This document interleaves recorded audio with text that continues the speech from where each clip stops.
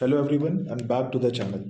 इस lecture series में जैसा कि आपने देखा होगा कि वन शॉट वीडियो डाला जा रहा है। इस पूरे लेक्चर में आपका पूरा बीएसटी का पोर्शन कवर हो जाएगा। चलिए लेक्चर को शुरू करते हैं। पहला चैप्टर हम बात करने जा रहे हैं अपने चैप्टर की, जो कि हमारा nature and significance of management. इसमें ध्यान से देखते हैं क्या लिखा हुआ है। सबसे पहले इनिशियल डेफिनेशन जो मैनेजमेंट की है, management is a process of getting things done with and thorough with through others people effectively and efficiently with the aim of achieving organizational objectives or goals। क्या बताया जा रहा है कि मैनेजमेंट एक ऐसा प्रोसेस है जिसमें हम काम करवाते हैं किसी दूसरे पर्सन से, ग्रुप ऑफ पर्सन से, ना कि खुद काम करते हैं। हम काम खुद नहीं कर रहे हैं, हम काम को करवा रहे हैं। कैसे करवा रहे हैं? Effectively and efficiently. ठीक है, ये दो चीजें हैं, इनको आगे डिस्कस करेंगे क्या होते हैं इसका मतलब। मैनेजमेंट प्रोसेस देखिए क्या कहा जा रहा है मैनेजमेंट प्रोसेस में। मैनेजमेंट का प्रोसेस क्या है, मतलब कौन से सीरीज ऑफ इंटररिलेटेड वर्क्स हैं जिनको अप्लाई करके मैनेजमेंट इंप्लीमेंट करा जा सकता है किसी भी जगह पे। तो मैनेजमेंट का प्रोसेस कह रहा है that it means the main operating activities perform by the management to get the things done. ये वो सारी एक्टिविटीज हैं जिनसे काम को पूरी तरीके से करा जा रहा है। फिर हम बात करते हैं इफेक्टिवनेस की। तो इफेक्टिवनेस किस चीज से कंसर्न है, रिलेटेड है, इस चीज को देखते हैं। It is concern with the completing the given task on time. Effectiveness में टाइम देखिए कीवर्ड आ रहा है, टाइम एक कीवर्ड आ रहा है। इफेक्टिवनेस में कहा जा रहा है कि टाइम पे काम कंप्लीट होना विद इन टाइम मैनर। जैसे आपको 3 घंटे का भी आपका एग्जामिनेशन होगा तो 3 घंटे में आपको कवर करना होगा, तो यहाँ पे इस चीज पे एम्फेसाइज करा जा रहा है। अगर हम आम शब्दों में बात करें, it is concerned with the end result. ये एंड रिजल्ट पे कंसर्न है कि जो भी एंड रिजल्ट, जैसे आपका जो भी गोल हमारा है, ऑब्जेक्टिव है, वो अचीव हो जाना। फिर हम बात करते हैं एफिशिएंसी की। तो एफिशिएंसी में क्या कह रहा है देखिए, it is concerned with utilizing the resources. तो आपको एक चीज पता लग गई कि इफेक्टिवनेस किस पे एम्फेसाइज कर रहा है, टाइम के ऊपर। ठीक है, और एफिशिएंसी किस चीज के ऊपर कर रही है, फोकस किस चीज पे कर रही है, यूटिलाइजिंग द रिसोर्सेस। ठीक है, मिनिमम कॉस्ट पे रिसोर्सेस को यूटिलाइज करना। तो यहाँ पे एम्फेसाइज देख लीजिएगा कौन सी चीज किस पे कर रही है, तो आपको पेपर में डिफरेंशिएशन करने में आसानी रहेगा। अब मैनेजमेंट के कैरेक्टरिस्टिक्स की बात करते हैं। तो सबसे पहले देखिए क्या लिखा है, ये गोल ओरिएंटेड प्रोसेस है, मल्टी डायमेंशनल है, हर जगह पे अप्लाई हो सकता है, एक ग्रुप एक्टिविटी है। ठीक है, ग्रुप एक्टिविटी मतलब कोई सिंगल पर्सन मैनेजमेंट को इंप्लीमेंट नहीं कर पाएगा। Management is an intangible force. ये एक ऐसी फोर्स है जिसे हम देख या छू नहीं सकते। ठीक है, सिर्फ खाली फील कर सकते हैं। ऑल परवेसिव मतलब हर जगह, हर डिपार्टमेंट में, इधर टॉप लेवल, लोअर लेवल और एनीथिंग, हर जगह पे ये अप्लाई हो सकता है। Management is a continuous process, लगातार चलता रहेगा। Management is a dynamic function. Dynamic, जैसे जैसे हमारी सोसाइटी चेंज होती रहती है वैसे वैसे मैनेजमेंट के जो प्रोसेस है उसमें चेंजेस आते रहते हैं। ठीक है, ऑब्जेक्टिव मैनेजमेंट का क्या है, तो ऑर्गेनाइजेशनल ऑब्जेक्टिव में ये है कि सर्वाइवल, मैनेजमेंट का सर्वाइवल पूरी तरीके से होना चाहिए। फिर प्रॉफिट और साथ ही साथ में ग्रोथ। ठीक, ये 3 चीजें हैं जो मैनेजमेंट पे मेन ऑर्गेनाइजेशनल ऑब्जेक्टिव है मैनेजमेंट का। ठीक है, फिर दूसरा बात हम कर रहे हैं सोशल ऑब्जेक्टिव। तो सोशल ऑब्जेक्टिव क्या है हमारा, इस चीज पे देखते हैं। An organization has social objective towards different groups of society like providing quality products at fair prices, generating employment opportunity etcetera. Social objective क्या कह रहा है कि हमारा सोशल ऑब्जेक्टिव मैनेजमेंट का क्या है, इसका मतलब है कि हमें क्वालिटी प्रोडक्ट्स को प्रोवाइड करना, हमें प्रोडक्ट को में क्वालिटी देना है, साथ ही साथ में फेयर प्राइसेस पे देना है, एम्प्लॉयमेंट को जनरेट करना है, जनरेटिंग एम्प्लॉयमेंट। ठीक है, जनरेटिंग क्या, एम्प्लॉयमेंट। तो ये सारी चीजें हमारी इन सारी चीज़ों में कवर होती है। तो यहाँ पे सोशल ऑब्जेक्टिव हमारा कवर होता है। पर्सनल ऑब्जेक्टिव क्या है, तो पर्सनल ऑब्जेक्टिव में देखिए क्या लिखा हुआ है। पर्सनल ऑब्जेक्टिव में देखिए यहाँ पे मेंशन है that it strives to fulfil, an organization strives to fulfill the personal objective of its employees and also to reconcile their objectives with the organizational objectives, for example competitive salaries, personal growth etc। Personal objective का मतलब क्या है कि जो भी लोग, जो भी ग्रुप ऑफ पर्सन्स आपके यहाँ काम कर रहे हैं, ठीक है, जो भी आपके यहाँ ग्रुप काम कर रहे हैं, एम्प्लॉयज काम कर रहे हैं, उनको अच्छी सैलरी प्रोवाइड करना, उसको अच्छी सैलरी प्रोवाइड करना। ठीक है, उनको प्रमोशन प्रोवाइड करना। ठीक है, उनको जॉब सिक्योरिटी प्रोवाइड करना। तो ये सारी चीजें कौन करेगा, ये सारी चीजें आपका पर्सनल ऑब्जेक्टिव हो जाएगा। चलिए अब आगे बात करते हैं, ये सारी चीजें हो गई। अब हम बात करते हैं मैनेजमेंट की इंपॉर्टेंस क्या है। मैनेजमेंट की इंपॉर्टेंस को ध्यान से देखते हैं। Management helps in achieving group goals. Management हमें गोल्स को अचीव करने में मदद करता है। सेकंड लिखा है मैनेजमेंट इंक्रीजेस एफिशिएंसी। मैनेजमेंट हमारी एफिशिएंसी को बढ़ाता है। ठीक है। और एफिशिएंसी के बारे में अभी हमने डिस्कस करा है आपके साथ में, that it is concerned with utilizing the resources. Efficiency का मतलब क्या है? Utilizing the what? Resources. Resources को यूटिलाइज करना ही, वो भी टाइम के अंदर, ठीक है, यही एफिशिएंसी है। Effectiveness is a different aspect, ठीक। फिर लिखा हुआ है management helps in achieving personal objectives to, it is a dynamic organization, it creates a dynamic organization and it helps in development of society, और सोसाइटी के development में भी जरूरी है ये, ठीक है।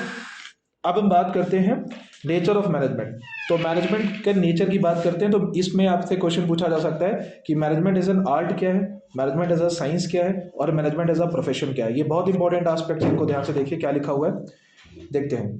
मैनेजमेंट एज एन आर्ट में क्या बात हो रही है, इस चीज पे देखते हैं। मैनेजमेंट एज एन आर्ट में कहा जा रहा है कि कुछ कारणों की वजह से मैनेजमेंट को एज अ आर्ट कंसिडर करा जाता है। वो सब चीजें क्या है देखते हैं।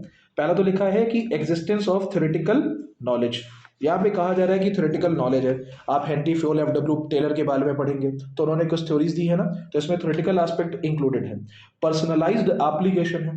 पर्सनलाइज्ड एप्लीकेशन है मतलब कि क्योंकि हमारा इन्वायरमेंट डायनामिक नेचर का है, हर बार चेंज होता रहता है, तो हर बार जो प्रिंसिपल है वो श्योर शॉर्ट नहीं है। जैसे 14 प्रिंसिपल्स आप पढ़ते हैं, तो 14 प्रिंसिपल्स क्या सिर्फ खाली 14 कंडीशंस के बारे में बताया जा रहा है, तो हर बार जैसी जैसी कंडीशन चेंज होती रहेगा, इन्वायरमेंट चेंज होता रहेगा, आप उस जो भी हमारे पास प्रिंसिपल है उसे आपको क्या करना होगा, अपने हिसाब से पर्सनलाइज्ड वे में आपको अप्लाई करना होगा, तभी इसे आर्ट कहा जा रहा है। और तीसरी चीज क्या कहा जा रहा है, that it is based on practice and creativity.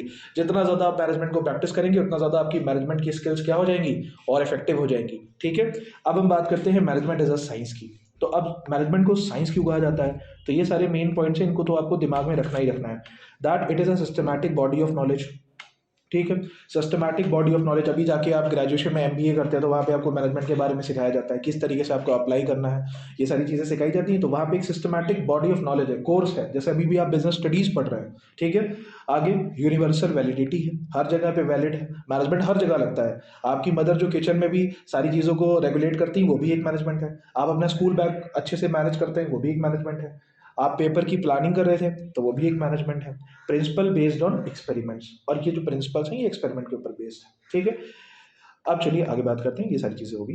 Management as a profession क्यों कहा जाता है, देखते हैं इसमें क्या क्या चीजें हैं। मैनेजमेंट को प्रोफेशन इसलिए कहा जाता है because it is a well defined body of knowledge. Restricted entry है मैनेजमेंट के लिए। क्या लिखा हुआ है, this feature of profession is not present in the management. Restricted entry अभी प्रेजेंट नहीं है फिलहाल, कोई भी ऐसी ऑब्लिगेशन नहीं है कि जैसे लॉयर को एलएलबी करना जरूरी है, अगर एलएलबी की डिग्री नहीं है तो कोई लॉयर नहीं बन सकता, ठीक है। तो इस तरीके से मैनेजमेंट के लिए कोई पर्सनलाइज्ड कोई अभी एक ऐसी डिग्री नहीं है जो बिना होल्ड, मैनेजमेंट अभी कोई भी अप्लाई कर सकता है, कोई भी मैनेजमेंट की फंक्शन को परफॉर्म कर सकता है, उसके लिए कोई मेन क्वालिफिकेशन नहीं चाहिए, रिस्ट्रिक्टेड नहीं है, ठीक है। उसके बाद प्रोफेशनल एसोसिएशन लिखा हुआ है, this feature of profession is present in the management. Professional associations है। एथिकल कोड ऑफ कंडक्ट दिया गया है कि दैट अभी फिलहाल तो कहा जा रहा है कि इस समय कोई भी ऐसा कोड ऑफ कंडक्ट नहीं फीचर अवेलेबल है, ठीक है, बट बाद में ऐसा हो सकता है, ठीक है। अब उसके बाद देखते हैं सर्विस मोटिव क्या लिखा हुआ है, presently this feature of a profession is not fully present in the management. तो ये जो सारी चीजें हैं इनको ध्यान से देख लीजिए, इनको दिमाग में रखिए, ठीक है। अब उसके बाद बात करते हैं लेवल ऑफ मैनेजमेंट की। लेवल ऑफ मैनेजमेंट में क्या है, सबसे पहले टॉप है, मिडिल है और लोअर लेवल है, ठीक है। इनके बारे में देखते हैं क्या कह रहे हैं। टॉप लेवल मैनेजमेंट का क्या काम है, टॉप लेवल मैनेजमेंट का क्या लिखा है कि frames policies and overall attainment of management objectives. सारी पॉलिसीज ये फ्रेम करते हैं, ठीक है, मतलब पॉलिसी मेकिंग, ये डिसीजन मेकिंग, पॉलिसी बनाते हैं, रूल रेगुलेशन सब कुछ यही सेट करते हैं। मिडिल लेवल क्या करता है, मिडिल लेवल क्या करता है कि इंटरप्रेट, समझता है इस चीज को, and explain the policies framed by the top level management. उसे इंटरप्रेट करता है, समझता है कि क्या हमें वर्किंग करनी है, कैसे लोगों को करवाना है, और उसे आगे एक्सप्लेन करता है लोगों में, अपने जो सबऑर्डिनेट्स हैं उनको एक्सप्लेन करता है, और collect and report feedback to the top level. अब ये एज अ मीडिएटर भी काम करता है, जो मिडिल लेवल है ये एज अ मीडिएटर भी काम करता है। मीडिएटर क्या मीडिएटर काम करता है, देखिए मिडिल लेवल तो यहाँ पे बीच में रहेगा, ठीक है, ऊपर टॉप लेवल है और नीचे क्या है, लोअर लेवल है। तो मिडिल लेवल क्या करता है, लोअर लेवल का जो भी बात होती है वो टॉप लेवल तक पहुंचाता है, ठीक। और लोअर लेवल का डायरेक्ट इंटरेक्शन किसके साथ रहता है, जो मेन सबऑर्डिनेट्स यहाँ पे वर्कर्स काम कर रहे हैं, सबऑर्डिनेट्स काम कर रहे हैं, स्टाफ मेंबर्स काम कर रहे हैं, ठीक। तो अगर सबऑर्डिनेट का कोई भी फीडबैक होगा तो वो लोअर लेवल को देंगे, और लोअर लेवल कहाँ पहुंचाएगा, मिडिल लेवल पे, और मिडिल लेवल फिर पहुंचाएगा टॉप लेवल पे। तो एक क्रोनोलॉजी फॉलो होती है यहाँ पे। होपफुली सबको समझ में आ रहा होगा। अब आगे चलते हैं, फिर इसके बाद हम क्या बात करते हैं, थर्ड पॉइंट क्या लिखा हुआ है, ऑपरेशनल सुपरवाइजरी लेवल मैनेजमेंट। तो यहाँ पे इसे मिडिल लेवल भी कहा, लोअर लेवल भी कहा जाता है, इस चीज़ को ध्यान से देखते हैं। तो यहाँ पे क्या लिखा हुआ है, concerned with technical and routine work day to day basis. जो रिकरिंग नेचर के वर्क होते हैं वो लोअर लेवल मैनेजमेंट देखता है। अब हम बात कर रहे हैं फंक्शन ऑफ मैनेजमेंट की, ठीक है। तो फंक्शन ऑफ मैनेजमेंट में क्या लिखा हुआ है, फंक्शन ऑफ मैनेजमेंट में planning, organizing, staffing, directing, controlling, ठीक है। POSDC, planning, organizing, staffing, directing, controlling, ठीक है, इसे याद रखिएगा। अब कोऑर्डिनेशन क्या है, वेरी इंपॉर्टेंट, कोऑर्डिनेशन ध्यान रखिएगा। कोऑर्डिनेशन पे केस स्टडी आपको दिख सकती है पेपर में। कोऑर्डिनेशन क्या है, कोऑर्डिनेशन में क्या लिखा हुआ है, that according to MC Farland, coordination is the process whereby an executive develops an orderly pattern of group efforts, ठीक है, orderly pattern of group efforts among his subordinates and secures unity of action in the pursuit of common purpose, ठीक है। pursuit मतलब चाह, उस चीज की चाह, किस चीज की चाह, एक कॉमन पर्पस की चाह।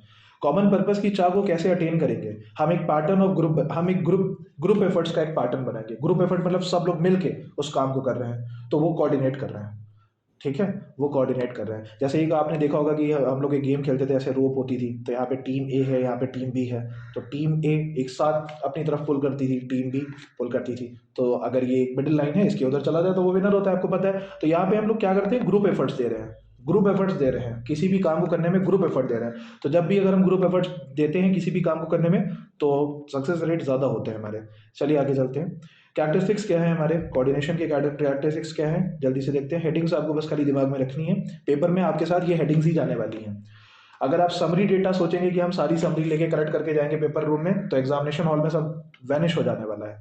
पहला पार्ट क्या लिखा है, कोऑर्डिनेशन इंटीग्रेट्स ग्रुप एफर्ट, सारे ग्रुप एफर्ट्स को इंटीग्रेट करता है, आपस में जोड़ देता है, ठीक है। उसके बाद सेकंड पार्ट क्या लिखा है, coordination ensures unity of action. देखिए ये कीवर्ड है, यूनिटी ऑफ एक्शन, कहीं भी दिख जाएगा स्टडी में कोऑर्डिनेशन के बारे में आपको उठा के लिख देना है, ठीक। Coordination is a continuous process, लगातार चलता रहेगा कोऑर्डिनेशन, हमें कोऑर्डिनेशन तो चाहिए ही चाहिए। प्लानिंग, ऑर्गेनाइजिंग, स्टाफिंग, डायरेक्टिंग, हर चीज को बांध के कौन रखा हुआ है, कोऑर्डिनेशन। ये तभी कोऑर्डिनेशन को क्या कहा जाता है, कोऑर्डिनेशन को कहा जाता है एसेंस ऑफ मैनेजमेंट, ठीक है, याद रखिएगा, एसेंस ऑफ मैनेजमेंट, ठीक है। Coordination is all pervasive function, हर जगह अप्लाई होगा, ठीक है। और कोऑर्डिनेशन सारे मैनेजमेंट की एक रिस्पॉन्सिबिलिटी बनती है। लास्ट पार्ट, फिफ्थ पॉइंट लिखा है। फिफ्थ पॉइंट आपको ये पांचों पॉइंट याद रखने, इसे उठा के लिखना है आपको। कोऑर्डिनेशन की अगर हम इंपॉर्टेंस की बात करें तो यहाँ पे लिखा हुआ है growth in size, specialization. Specialization मतलब जब आप किसी भी काम में निपुण हो जाते हैं, एक काम को बार बार करते रहेंगे, बार बार करते रहेंगे, तो क्या होगा, एक्सपर्ट हो जाएंगे, ठीक है।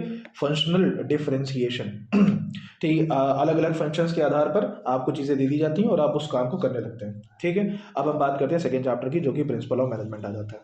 तो नेचर क्या है प्रिंसिपल ऑफ मैनेजमेंट का, यूनिवर्सल एप्लीकेबिलिटी है, जनरल गाइडलाइंस है, मेनली बिहेवियर है, कंटिजेंट है, उसके बाद form by practice and experience, it is of flexible nature, establish cause and effect relationship. इन सबको डिटेल में आपको पढ़ना है अपनी बुक में, हेडिंग्स आपको मेन याद रखनी है। सिग्निफिकेंस क्या है, provide useful insights into reality to the management, important information provide करता है प्रिंसिपल ऑफ मैनेजमेंट। अगर हमें मैनेजमेंट के प्रिंसिपल्स ही नहीं पता होंगे तो हम कोई भी केस को डील नहीं कर पाएंगे, ठीक है। तभी आपके एग्जामिनेशन में केस स्टडी आती है, पहले आप केस को स्टडी करते हैं, फिर आप देखते हैं जो भी आपके पास एप्लीकेबल नॉलेज है, प्रिंसिपल्स हैं, उनका यूज करके आप इनसाइट जानने की कोशिश करते हैं, ठीक है। फिर ऑप्टिमम यूटिलाइजेशन ऑफ रिसोर्सेज है, आप रिसोर्सेज को ऑप्टिमली यूटिलाइज कर पाएंगे। साइंटिफिक डिसीजन मेकिंग में हेल्पफुल रहेगा आपके लिए। Meeting requirements of changing environment, ऐसा डायनामिक नेचर का आपका एनवायरनमेंट है, हर समय चेंज हो रहा है, तो उसकी रिक्वायरमेंट्स जो भी चेंज हो रही है उसको आप फुलफिल कर सकते हैं। सोशल रिस्पॉन्सिबिलिटी को फुलफिल करने में मदद करेगा। Basis of management, training, education, research. तो मैनेजमेंट का बेसिस क्या है, ट्रेनिंग प्रोवाइड करना, एजुकेशन, और साथ में रिसर्च वर्क भी। साइंटिफिक मैनेजमेंट नाम की चीज क्या है, इसका मतलब क्या है, knowing exactly what to do and ensure that it is done in the best and cheapest way. बहुत ही सिंपल लैंग्वेज में लिखा हुआ है कि पता होना चाहिए क्या करना है, और जो करना है उसको इस तरीके से करना है कि वो सबसे बेस्ट तरीका हो और चीपेस्ट वे हो, मतलब मिनिमम कॉस्ट के साथ में करना है, मतलब इफेक्टिवनेस के साथ में करना है, एफिशिएंसी नहीं, इफेक्टिवनेस के साथ में करना है। चलिए एफडब्ल्यू टेलर के बारे में बात करते हैं। एफडब्ल्यू टेलर ने 4 प्रिंसिपल यहाँ पे दे के रखे हुए हैं, ठीक है। 14 प्रिंसिपल हैं इनके, यहाँ पे तो 4 लिख के रखे हुए हैं इन्होंने, तो 14 प्रिंसिपल्स आपकी बुक में दिए गए हैं। 14 प्रिंसिपल एफडब्ल्यू टेलर के अच्छे से आपको पढ़ लेना है। यहाँ पे क्या लिखा हुआ है, 14 प्रिंसिपल, सॉरी फ्यूल के 14 प्रिंसिपल्स हैं, ठीक है। एफडब्ल्यू टेलर ने सिर्फ 4 प्रिंसिपल दिए हैं, तो इन चारों प्रिंसिपल के बारे में देखते हैं क्या लिखा हुआ है। सबसे पहला पार्ट लिखा है science not rule of thumb. Science not rule of thumb का मतलब क्या है, कह रहा है कि जब भी आप कोई डिसीजन मेकिंग करें ना, तो फिर वो साइंटिफिकली करें, ना कि आप पुराने तरीके तौर तरीके से, जैसे कि आपके यहाँ चलता आ रहा था कोई तरीका, ठीक है, तो आप पुराने वे ओल्ड मेथोडोलॉजी को फॉलो ना करें। हार्मनी नॉट डिस्कॉर्ड, मिलजुल के चले, लड़ाई झगड़ा ना मचे, ठीक। कोऑपरेशन नॉट इंडिविजुअलिज्म, हमें कोऑपरेट करना है, ठीक है। हमें इंडिविजुअलिज्म मतलब हमें अपने पर्सनल टारगेट्स पे फोकस नहीं करना है, सब लोग को मिलजुल के चलना है, तभी काम हो पाएगा, ठीक। Development of each and every employee to his और हर ग्रेटेस्ट एफिशिएंसी, हर एक एम्प्लॉय को इतना ज़्यादा काबिल बनाना है कि वो अपना मैक्सिमम आउटपुट दे पाए, तभी ऑर्गेनाइजेशन अपने गोल्स को अचीव कर पाएगा और इफेक्टिवली काम कर पाएगा। टेक्निक्स क्या है इनकी, 4 प्रिंसिपल की बात होगी। टेक्निक देखिए सब यहीं लिखी है। Functional foremanship, very important. Functional foremanship में क्या होता है कि एक फैक्ट्री को 2 पार्ट्स में हम लोग क्या कर देते हैं, डिवाइड कर देते हैं, ठीक है। एक हो जाता है प्रोडक्शन इंचार्ज, ठीक है, और एक हो जाता है प्लानिंग इंचार्ज। अब प्रोडक्शन इंचार्ज में 4 हेड्स रखे जाते हैं और प्लानिंग इंचार्ज में भी 4 डिफरेंट हेड रखे जाते हैं। Gang boss, speed boss, repair boss, disciplinarian, root clerk, time cost clerk, ये सारी चीज़ें। तो ये सब आपको अपनी रेफरेंस बुक से पढ़ना है, ठीक है। अब इसके बाद देखिए यहाँ पे क्या क्या लिखा हुआ है। तो फंक्शनल फोरमैनशिप के बाद हम बात करते हैं standardization and simplification of work. Standardization मतलब कि जो भी आपका काम है उसका एक स्टैंडर्ड तय करना, कि इस ऑप्टिमम क्वालिटी पे या इस प्रोसीजर से, इस स्ट्रैटेजी से हम अपने काम को पूरा करेंगे, ठीक है, और उसको सिंप्लीफाई कर देना। साइंटिफिक वर्क स्टडी क्या होती है, वर्क स्टडी में बहुत सारी चीज़ें दी गई हैं। टाइम स्टडी, कि कोई भी हमारा एम्प्लॉय या सबॉर्डिनेट किसी भी काम करने में कितना समय लगा रहा है, ठीक। मेथड स्टडी, कि किसी भी काम को करने के लिए सारे मेथड जितने, जैसे 1 2 3 4 सब तरीके के मेथड्स लिख लिए, उसमें सबसे बेस्ट वाला चूज करा हमने, समझ में आ रहा है, ये मेथड स्टडी हो गया। इसके बाद मोशन स्टडी। मोशन स्टडी का मतलब क्या है, इसका स्टडी करने का मतलब इतना ही है कि जो भी अनप्रोडक्टिव मूवमेंट होते हैं उनको कट डाउन करना, ठीक है। जैसे कोई फालतू में हर जगह ना घूमे, अगर कोई वेपन्स मतलब कि कोई भी लूज टूल्स लेने जा रहा है, अगर लूज टूल्स किसी को चाहिए तो लूज टूल्स रखने की जगह एक होनी चाहिए, ठीक है। अगर किसी को क्लर्कियल डिपार्टमेंट में जाना है तो वहाँ पे एक फिक्स लोकेशन होनी चाहिए क्लर्कियल डिपार्टमेंट के लिए, प्रोडक्शन इंचार्ज इधर मिले, मैनेजर इधर मिले, ठीक है। तो ये सारी चीज़ें बिल्कुल ही एक ऑर्डर में होनी चाहिए, वरना फिर अनप्रोडक्टिव मूवमेंट बहुत ज़्यादा होंगे और हेयर देयर में सारा काम खराब हो जाएगा।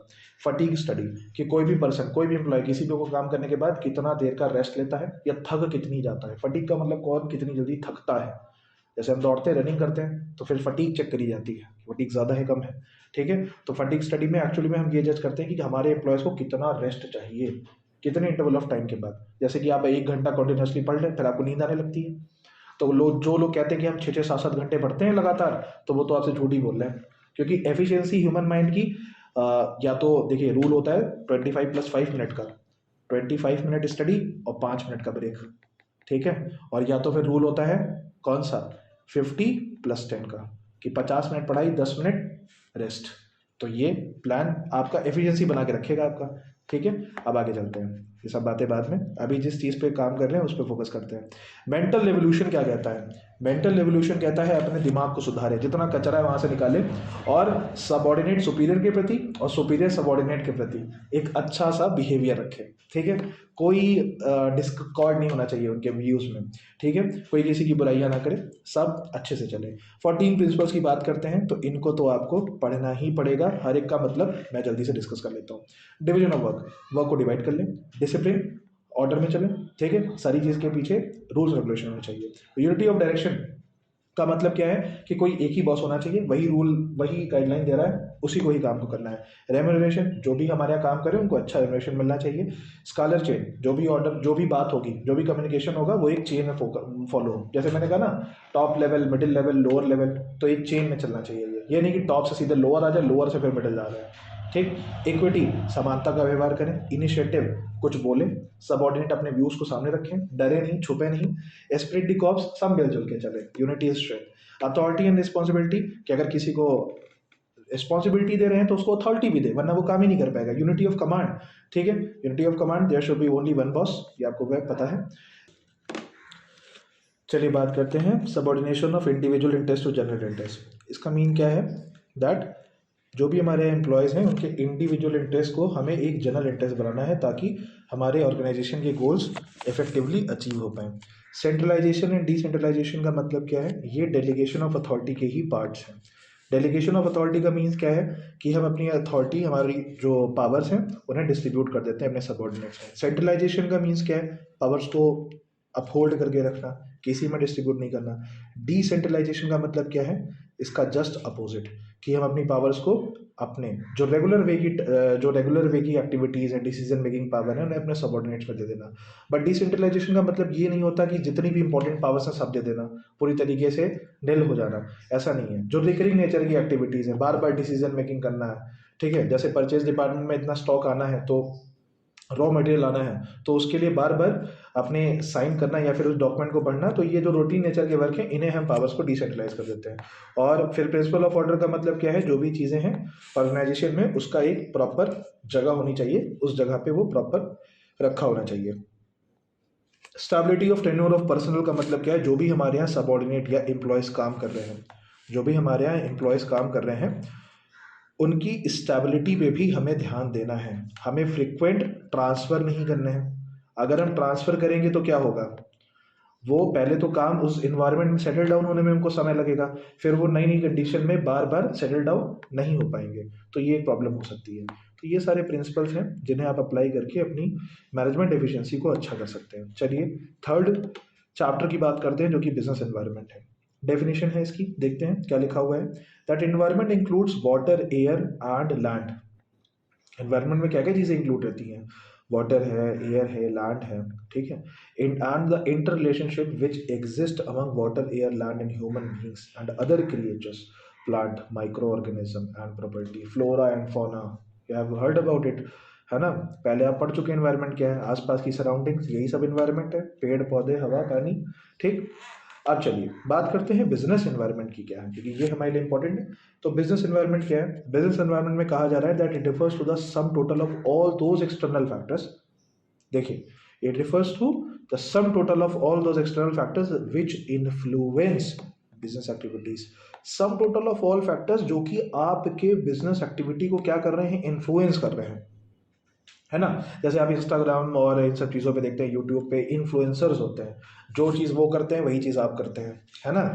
तो जो एडवर्टाइजमेंट देख के भी इन्फ्लुएंस हो जाते हैं, तभी सेलिब्रिटी से कहा जाता है कि हमेशा जुबान केसरी नहीं करना चाहिए, ठीक। तो उससे काफ़ी लोग इन्फ्लुएंस हो जाते हैं, तो ये सारी चीज़ें गलत हो जाती हैं। उसके बाद देखिए क्या लिखा हुआ है, business environment is becoming exceedingly complex day by day. हमारा business environment day by day क्या हो रहा है, बहुत ज़्यादा कॉम्प्लेक्स होता चला जा रहा है, कॉम्प्लेक्सिटीज़, नई टेक्नोलॉजीज़, ठीक है। और ये सारी चीज़ें जैसे जैसे आ रही है, हमारा बिजनेस और ही कॉम्प्लेक्स होता था, तो उसको समझना बड़ा मुश्किल हो गया है। नए नए टैक्स पॉलिसीज आ जाती हैं, जैसे जीएसटी इंट्रोड्यूस हुआ, वन नेशन वन टैक्स आ गया, पहले अलग अलग टैक्सेस हुआ करते थे, तो ये सारी चीज़ें हैं। तो इस तरीके से हमें अपने आप को भी अपग्रेड करना पड़ता है। स्कैनिंग ऑफ एनवायरनमेंट का मतलब क्या है, स्कैन करने का मतलब क्या है। जैसे आपको क्वेश्चन पेपर मिलता है तो कहा जाता है कि जल्दी से क्वेश्चन पेपर को स्कैन कर ले। केस स्टडी को जरूरी नहीं कि हर बार आप पढ़ें, केस स्टडी को अगर आप स्कैन भी कर लेंगे तो भी आप उस पर एक्सीड कर सकते हैं। कुछ की पॉइंट्स होते हैं, की पॉइंट्स आपको यहाँ से मिलेंगे इस लेक्चर से, ठीक है। स्कैनिंग ऑफ एनवायरनमेंट का मतलब क्या है, the word scan means to examine closely. उसको स्कैन करिए, एग्जामिन करिए कि केस स्टडी किसके अराउंड रिवॉल्व हो सकती है, बहुत इंपॉर्टेंट पार्ट है, specially in search of something, ठीक। Search of something means important keywords. Scanning of an environment is thus a close examination of the environment to develop an understanding, ठीक है, एक understanding को क्रिएट करना of the social, legal, economic and political environment, ठीक है। तो यहाँ पे ये एक निमोनिक है, स्टेपल, इसको याद कर लीजिएगा। तो ई से क्या हो जाएगा, हमारा इकोनॉमिक हो जाएगा, social, technological, political and legal. तो ये क्या है, डायमेंशंस ऑफ बिजनेस एनवायरनमेंट। तो यहाँ से स्टेपल से ये चीज़ कवर हो जाएगी। अब फीचर्स बताए गए हैं बिजनेस एनवायरनमेंट के, फीचर्स क्या क्या है, चलिए बात करते हैं फीचर्स की। तो फीचर्स में क्या कहा जा रहा है, पहला फीचर क्या है, टोटलिटी ऑफ एक्सटर्नल फोर्सेस। सारी एक्सटर्नल फोर्सेस की टोटलिटी को हम क्या कहते हैं, बिजनेस एनवायरनमेंट कहते हैं। आपस में इंटर रिलेटेड है, अनसर्टेन, बड़ा अनसर्टेन है, कभी भी कुछ भी हो सकता है। रिलेटिविटी, किसी भी चीज़ का इम्पैक्ट आपके बिजनेस एक्टिविटी में पड़ सकता है। जैसे गवर्नमेंट का कोई नया रूल है तो आपके बिजनेस को इम्पैक्ट इफेक्ट करेगा, ठीक है। स्पेशल एंड जनरल फोर्सेस, कुछ स्पेशल फोर्सेस है, कुछ जनरल फोर्सेस है, ठीक है। अब उसके बाद बात करते हैं डायनामिक नेचर का है और बहुत ही ज़्यादा कॉम्प्लेक्स है, ठीक है। डिटेल में पढ़ने के लिए आपको अपनी रेफरेंस बुक को देखना पड़ेगा। हेडिंग्स आपको यहाँ से बिल्कुल दिमाग में रख लेनी है। इंपॉर्टेंस क्या है, देखिए फटाफट जल्दी से देखते हैं। पहला तो ये हेल्प करता है हमारी फर्म को अपॉर्चुनिटीज़ को आइडेंटिफाई करने का और फर्स्ट मूवर एडवांटेज देने का, ठीक है। तो जैसे पैंडेमिक आया तो जो कंपनीज सैनिटाइजर बनाती थी तो उन्होंने फर्स्ट वो एडवांटेज लिया और अपनी प्रोडक्शन को एकदम से रैपिड इंक्रीज कर दिया और मार्केट को रूल करा। ठीक है। आगे देखिए क्या लिखा है, it helps the firm to identify threats and early warning signals. ठीक है। जैसे वॉलमार्ट, जैसे इंट्रोडक्शन वॉलमार्ट आने वाला है इंडिया में, पूरी तरीके से बिल्कुल अभी नहीं आया, पार्शियली आया है, पूरी तरीके से जैसे आएगा तो जितने छोटे छोटे सेलर्स हैं उनको कुछ ना उनके लिए एक थ्रेट सिग्नल हो जाएगा। ठीक है। तो यहाँ पे इस चीज़ को देखना पड़ेगा। इसके बारे में एक मारुति का एग्जांपल दिया गया आपकी बुक में। ठीक है। रेफरेंस बुक्स अपनी देखिए, वहाँ पे एक अच्छे अच्छे एग्जांपल दिए गए, पढ़ना है आपको। Use it helps in tapping useful resources. Tapping का मतलब होता है कलेक्टिंग। ठीक है। तो जो जो इंपॉर्टेंट रिसोर्सेज हैं उनको कलेक्ट करने में आपको मदद करता है बिजनेस एनवायरनमेंट, अगर आप उसको अच्छे से जज करके रखेंगे किस किस चीज़ों की नीड है हमें। It helps in कॉपिंग and rapid changes. Coping, coping मतलब उस चीज़ से फाइट करना। ठीक है। और रैपिड चेंजेस को बदलने के मतलब जो उससे लड़ने की आपको क्षमता देता है। It helps in assisting the planning and policy formulation. Policy formulation मतलब कि जो भी पॉलिसी है उसको फॉर्मुलेट करना, इंप्लीमेंट करना कैसे करोगे, जब बिजनेस एनवायरनमेंट की नॉलेज होगी आपके पास। प्लानिंग को असिस्ट कैसे करोगे, जब बिजनेस एनवायरनमेंट को जान पाओगे। It helps in improving performance. That's it. Dimensions क्या है ये मैंने आपसे बता दिया, स्टेपल याद रखिएगा, निमोनिक को याद रखिएगा जो भी मैंने आपको बताया। ठीक। अब डीमोनेटाइजेशन की बात करते हैं। तो डीमोनेटाइजेशन क्या है, art of stripping a currency unit. किसी भी करेंसी यूनिट को पूरी तरीके से खत्म कर देना, उसका स्टेटस और उसका लीगल टेंडर सब खत्म कर देना, तो वो तो फिर हमारे लिए गार्बेज के समान हो जाएगा। फीचर्स क्या था डीमोनेटाइजेशन का, that demonetization is viewed as a tax administration measure. ठीक है। Demonetization is also interpreted as a measure to improve tax compliance. फिर demonetization also led to channelizing saving into formal financial system और it is aim to create a less cash and cash light economy। अब demonetization का मतलब यहाँ पे 4 points दिए गए हैं, इनको ध्यान से देखते हैं क्या मतलब है इसका। देखिए, इसे हमने अपने टैक्स रिजिम पॉलिसी को इम्प्रूव करने के लिए डीमोनेटाइजेशन करा है, टैक्स सिस्टम अच्छा करने के लिए। ठीक। कैश लाइट इकोनॉमी इसलिए कहा जा रहा है कि इकोनॉमी से जितना भी कैश है वो आपने सक कर लिया एक तरीके से और नई करेंसी आप इंट्रोड्यूस करने जा रहे हैं। ठीक है। तो जो जितना भी मनी सर्कुलेशन था उसको आपने बिल्कुल कम कर दिया। आप डीमोनेटाइजेशन से क्या करेंगे, सेविंग को चैनलाइज करेंगे एक फॉर्मल फाइनेंशियल सिस्टम में। एक्चुअल में क्या हुआ कि गवर्नमेंट ने जब डीमोनेटाइजेशन करा तो कहा कि जितना भी आपके पास पैसा है 500,000 का नोट, चलिए जाइए वो बैंक में सबमिट करिए। मतलब समझिए कि कोई भी इकोनॉमी तब ग्रो करती है जब वो सेविंग करती है। और वैसे तो सरकार जनधन योजना, जीरो बैंक बैलेंस वाली योजना कितनी निकाल चुकी है, लोग तो सुनने वाले से रहे, पर एक बार डीमोनेटाइजेशन हुआ तो जितना पैसा था, आप चाहे या ना चाहे, आपने सारा पैसा कहाँ डाल दिया, बैंक में। और बैंक में चला गया मतलब सेविंग हुई, और जब ज़्यादा सेविंग होगी तो इन्वेस्टमेंट भी ज़्यादा होगा, और इन्वेस्टमेंट ज़्यादा होगा तो इकोनॉमी उतनी ज़्यादा क्या करेगी, ग्रो करेगी। तो ये बहुत सारी चीज़ें हैं जिससे डिमोनेटाइजेशन से हमारी इकोनॉमी को नुकसान जितना हुआ पर उससे कई गुना ज़्यादा फायदा भी हुआ। लोअर क्लास लोगों को काफ़ी दिक्कतें आई अपने पैसे करेंसी को एक्सचेंज करने में, बट हमारी इकोनॉमी बेनिफिट भी हुई है। इसके सिर्फ नेगेटिव इफेक्ट्स आप मत देखिए, पॉजिटिव इफेक्ट भी बहुत सारे रहे।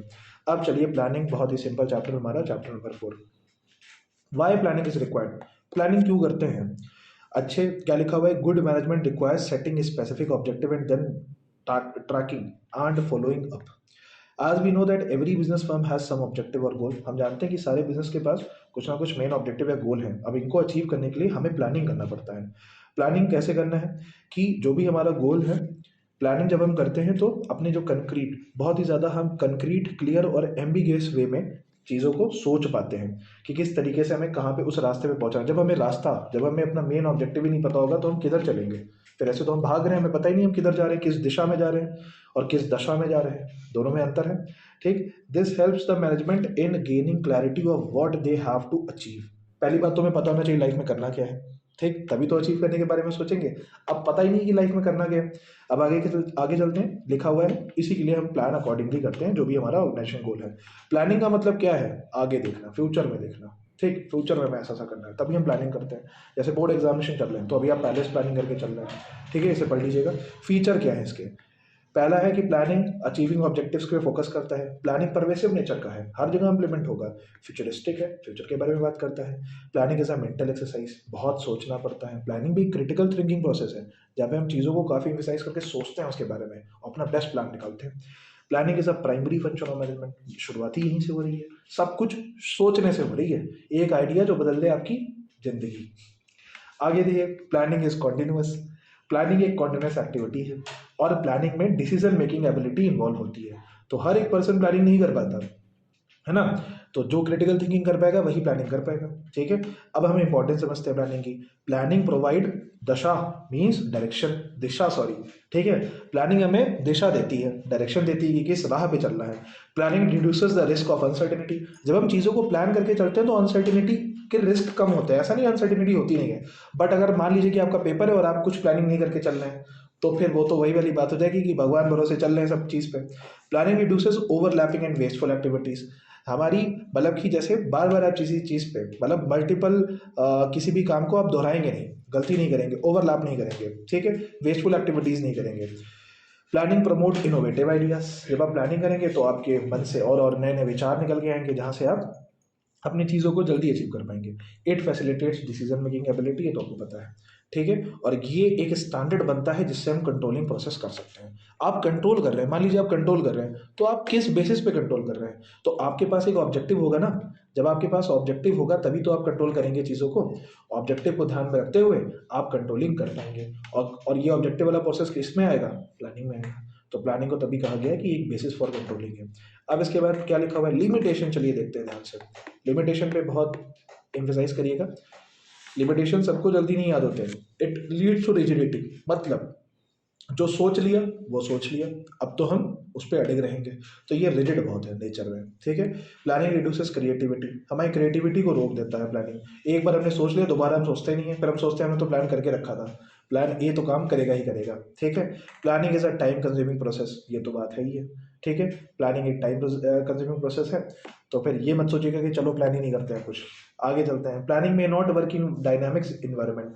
As you know that our environment is of dynamic nature, हर बार बदलता रहता है। तो कहा जा रहा है कि डायनामिक एनवायरमेंट में प्लानिंग के काम करने के चांसेस कम है, पर ऐसा नहीं कि वो करेंगे नहीं। अब आपको लिमिटेशन लिखनी है तो फिर आपको जानबूझ के कुछ ना कुछ लिमिटेशन इसमें निकालनी है। It involve huge cost. बहुत ज़्यादा क्रिटिकल थिंकिंग तो वही कर पाएगा ना जो क्वालिफाइड होगा। ठीक है, उसके पास एक डिग्री होगी। तो अगर वो पर्सन कुछ भी सोचेगा तो वो सोचने का भी पैसा लेगा आपसे। ठीक है, जैसे मैनेजमेंट की टीम। आगे, planning does not guarantee success. Planning हमें सक्सेस की गारंटी नहीं देता। चलिए हम बात करते हैं प्लानिंग का प्रोसेस क्या है, बहुत इंपॉर्टेंट है आपके लिए।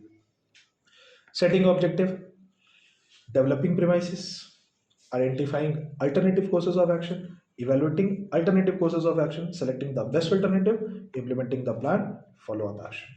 क्या मतलब है इसका? पहले तो ऑब्जेक्टिव सेट करना, उसके बाद डेवलपिंग प्रोसेस का मतलब जो भी चीज़ें नीडफुल हैं उस चीज़ के लिए उसको सेट करना। फिर identifying alternative courses of action, मतलब कि आप अलग अलग डिफरेंट तरीके देखते हैं कि कौन सा काम कर सकता है इस ऑब्जेक्टिव तक रीच करने के लिए। फिर हम उसे इवैल्यूएट करेंगे, हर एक अल्टरनेटिव को डिटेल में इवैल्यूएट करेंगे, उसमें से बेस्ट चूज करेंगे और फिर प्लान में इम्प्लीमेंट करेंगे और फिर बस उसी को फॉलो करेंगे। सिंपल सी बात है। Types of plan, most important चीज़, इस पर आपको थोड़ा सा एम्फेसाइज करना पड़ेगा। ठीक है, तो ऑब्जेक्टिव का मतलब क्या है, बहुत ही ध्यान से देखिए, काफ़ी ज़्यादा इंपॉर्टेंट है। आपकी बुक में बहुत डिटेल में दिया हुआ है। काफ़ी बार आप लोग कंफ्यूज हो जाते हैं कि सर प्लान में क्या क्या मतलब है, किसके किसके क्या क्या मतलब है, और काफ़ी बार क्वेश्चन गलत हो जाता है। ऑब्जेक्टिव का मतलब क्या है? That objectives are very basic to the organization and they are defined as ends that the management seek to achieve by its operation. And देखो यहाँ पे क्या लिखा है, एज एंड्स। ऑब्जेक्टिव मतलब एक एंड पार्ट है। जैसे आपने जर्नी यहाँ से स्टार्ट करी तो ये एंड पार्ट को हम क्या कहेंगे? ऑब्जेक्टिव कहेंगे। ठीक है, इस पोजीशन को, जो फाइनल पोजीशन है, ठीक है, इसे हम ऑब्जेक्टिव बताएंगे कि हमको यहाँ तक पहुँचना है, रास्ता ऐसे जा रहा है। ठीक है, अब उसके बाद हम क्या बता रहे हैं? स्ट्रैटेजी क्या है? स्ट्रैटेजी का मतलब है कि the broad contours of an organizational business. ठीक, किस किस तरीके से आप उस गोल तक की पहुँचेंगे। ठीक है, सारे रास्ते, ये स्ट्रैटेजी हो सकती है कि आप पर्टिकुलर नदी के रास्ते से जाएंगे, पानी के रास्ते से जाएंगे। ठीक है, ये सारी चीज़ें हैं, तो ये स्ट्रैटेजी हो जाएगी। अब उसके बाद हम बात करते हैं पॉलिसी की बात करते हैं। तो पॉलिसी एक जनरल स्टेटमेंट है that guides the thinking to channelize energies. General statement मतलब आम तौर पर आप जैसे रिएक्ट करते हैं। मान लीजिए कि आपका नेचर बहुत शांत स्वभाव का है, तो कोई आपके थप्पड़ मार दे तभी आप शांत ही रहेंगे। तो ये क्या है? एक जनरल आउटकम है। ठीक है, चोट लग जाए, मम्मी चिल्ला दे रहे हैं, ठीक है, मदर को याद कर रहे हैं अपनी, तो एक जनरल आउटकम है। पॉलिसीज क्या है? जैसे आपने शॉपिंग करी और 7 दिन हो गए, 8वें दिन आप रिटर्न कर रहे हैं, तो वो कह रहे हैं हमारी पॉलिसी के अंडर नहीं है, वापस नहीं हो पाएगा। तो ये जनरल स्टेटमेंट है।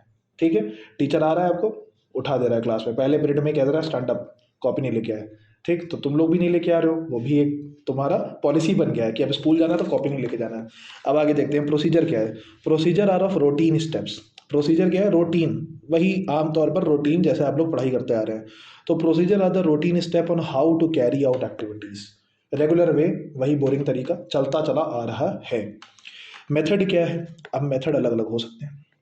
मेथड कहता है हमें प्रिस्क्राइब्ड वे और manner in which a task have to be performed. एक ऐसा मैनर जिसमें हम किसी भी काम को करेंगे। प्रिस्क्राइब्ड, अब उसमें बता दिया गया है। प्रिस्क्राइब्ड का मतलब देखिए यहाँ पे, ये प्रिस्क्राइब्ड बहुत इंपॉर्टेंट टर्म है। ये जितना सिंपल है उतना है नहीं।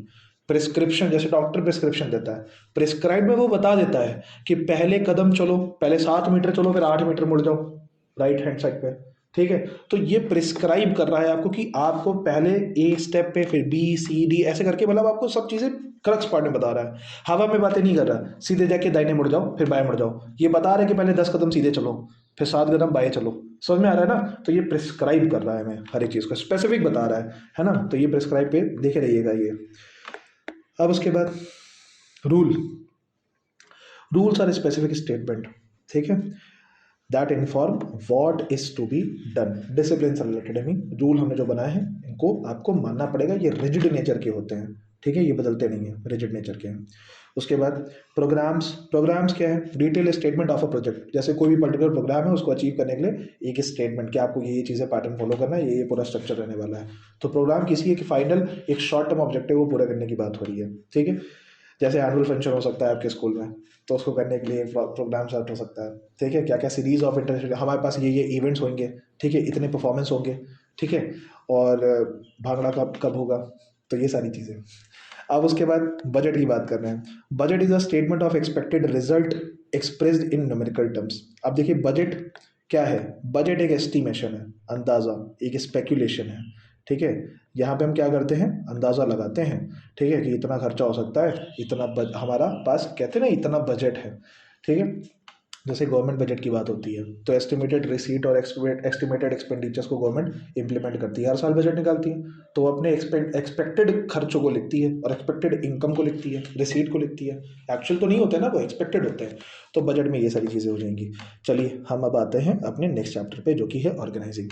ऑर्गेनाइजिंग चैप्टर में कह रहा है कि 2 तरीके के प्लान होते हैं, सिंगल यूज़ या स्टैंडिंग प्लान। सिंगल यूज़ को आप एक ही बार यूज़ करेंगे, उसके बाद आपका काम खत्म हो जाएगा, फिर किसी काम के नहीं कर जाएंगे। स्टैंडिंग प्लान हम मल्टीपल टाइम्स यूज कर सकते हैं, ठीक है। तो यहाँ पे कहा गया standing plan is use for activities that occur regularly over a period of time, ठीक। What is organizing? बात कर रहा है ये ऑर्गेनाइजिंग नाम की चीज क्या है। Organizing is concerned with grouping the activities and establishing productive relationship among resources. अब रिसोर्सेज देखिए, प्लानिंग में आपने सोचा कि चलो कुछ करते हैं, किसी ऑब्जेक्टिव को अचीव करते हैं। ऑर्गेनाइजिंग का मतलब क्या है? वो सारी यूजफुल रिसोर्सेज जो कि आपकी ऑर्गेनाइजेशन प्रोसेस को, मतलब जो भी आपके ऑब्जेक्टिव को पूरा करेंगी, जो भी आपके प्लान को पूरा करेंगी, उसके लिए आप चीज़ों को आप इकट्ठा कर रहे हैं, एक जगह पे लेके आ रहे हैं, एक रिलेशनशिप बना रहे हैं। जैसे ऑफिस सेटअप कर रहे हैं, तो आप कह रहे हैं कि हमारा प्रोडक्शन डिपार्टमेंट यहाँ बैठेगा, सेल्स डिपार्टमेंट इधर बैठेगा, मैनेजर इधर बैठेंगे, सीईओ इधर बैठेगा। तो ये सारी चीज़ें यहाँ पे सेटअप होंगी। अब ऑर्गेनाइजिंग प्रोसेस में क्या क्या स्टेप हैं इनको देखते हैं। तो कह रहा है identification and division of work. पहले तो हम वर्क को आइडेंटिफाई करेंगे, फिर वर्क को डिवाइड कर देंगे। तो ऐसा तो हो रहा है कि जब आपका सिलेबस होता है बहुत ज़्यादा वाइड होता है, तो आप क्या करते हैं? पहले आइडेंटिफाई करते हैं कि सिलेबस है किसका, हमारा ही है, कितना है, फिर उसको डिवाइड कर देंगे कि पार्ट ए इधर हो गया, पार्ट बी इधर हो गया। पर इस वीडियो में फोकस करा गया कि आपको पूरा वन शॉट दे दिया जाए। फिर उसके बाद क्या है? Second, departmentalization. तो अलग अलग department, production department, sales department, advertisement department, blah blah, ठीक। आगे असाइनमेंट ऑफ ड्यूटीज। ड्यूटीज को असाइन करना कि तुम्हारा काम ये है, तुम्हारा काम ये, तुम सबऑर्डिनेट हो, तुम ग्रुप ए लेवल ऑफिसर हो, तुम बी हो, ग्रुप सी हो, ठीक है ना। उसके बाद एस्टैब्लिशिंग रिपोर्टिंग रिलेशनशिप, कौन किसको रिपोर्ट करेगा, कौन किसकी बैंड बजाएगा, ये सारी चीज़ें यहाँ पे सेटअप हो जाती हैं। तो बस यही स्टेप इन्वॉल्व है ऑर्गेनाइजिंग में। अब ऑर्गेनाइजिंग के कुछ इंपॉर्टेंस समझते हैं, क्यों ऑर्गेनाइजिंग इंपॉर्टेंट है। तो पहला तो बेनिफिट ऑफ स्पेशलाइजेशन, फिर दूसरा क्लैरिटी इन वर्किंग रिलेशनशिप, पता रहता है कि रिलेशनशिप मतलब कि हमारा वर्किंग रिलेशनशिप क्या है, किसको रिपोर्ट करना है, ठीक है, किसे रिपोर्ट देनी है। फिर उसके बाद अडाप्टेशन टू चेंज, जो भी चेंज होते हैं उन्हें अडाप्ट कर पाते हैं बहुत अच्छी तरीके से, क्योंकि हर एक चीज़ ऑर्गेनाइज रहती है, ठीक है। उसके बाद ऑप्टिमम यूटिलाइजेशन ऑफ रिसोर्सेस, हमारा एडमिनिस्ट्रेशन सिस्टम इफेक्टिव होता है और एक्सपेंशन एंड ग्रोथ में हमें मदद करता है और हमारे जो एम्प्लॉयज़ काम कर रहे हैं उनके डेवलपमेंट में भी फोकस करता है। रोल ऑर्गेनाइजेशन स्ट्रक्चर का क्या है? ऑर्गेनाइजेशन स्ट्रक्चर, देखिए दो तरीके के ऑर्गेनाइजेशन स्ट्रक्चर आपने पढ़े हैं अपनी बुक में, डिविजनल और फंक्शनल। एक फंक्शन के आधार पर और एक डिवीजन के आधार पर। ठीक है, जैसे आपने बहुत सारी ब्रांचेस बना दी अलग अलग, तो डिवीजन के आधार पर हो सकता है। फंक्शन के आधार पर तो कोई प्लानिंग काम करता है तो प्लानिंग डिपार्टमेंट इधर हो गया, प्लानिंग उधर हो गया, एडवर्टाइजिंग उधर हो गया, तो ये फंक्शन के आधार पर होता है। अभी हम बात करते हैं इसके बारे में।